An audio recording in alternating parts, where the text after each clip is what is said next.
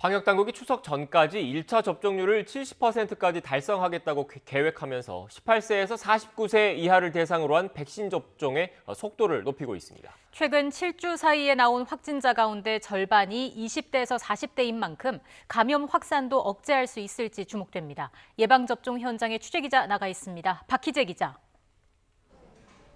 네, 저는 서울 양천구 예방접종센터에 나와 있습니다. 네, 센터에 접종이 한창 진행되고 있다고요? 네, 이곳 접종실에는 조금 전까지 화이자 백신 접종이 한창 이뤄졌다가 지금은 잠시 소강 상태를 보이고 있습니다. 센터에서는 현재 230명 정도가 무사히 접종을 마쳤습니다. 이 가운데는 18세에서 49세 사이 대상자도 상당수 포함됐습니다. 이틀째에도 백신 접종이 순조롭게 진행되는 모습입니다. 방역당국은 해당 연령대 대상자들을 이번 3분기 주력 접종군으로 두고 접종의 속도를 내겠다는 방침입니다.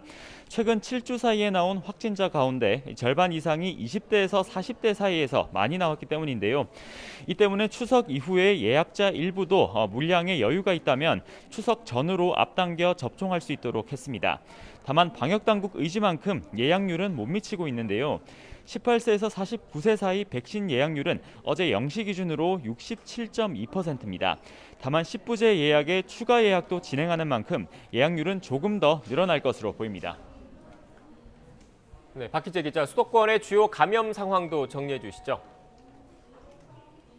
네, 어제 방역당국이 수도권 지역에서 신규 집단 감염으로 분류한 사례는 모두 6건입니다. 이 가운데 서울 노원구에 있는 한 유치원에서는 지난 24일에 원생 10명을 포함해 모두 16명이 확진 판정을 받았습니다.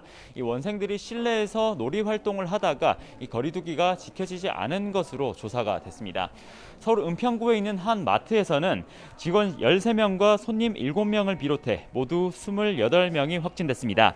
역학조사를 해보니 마트 직원들이 긴 시간 근무하면서 이 휴게실을 비롯한 공용 공간에 함께 머무르다가 이 감염이 확산한 것으로 파악됐고 또 증상이 있는 일부도 계속해서 근무한 것으로 확인됐습니다.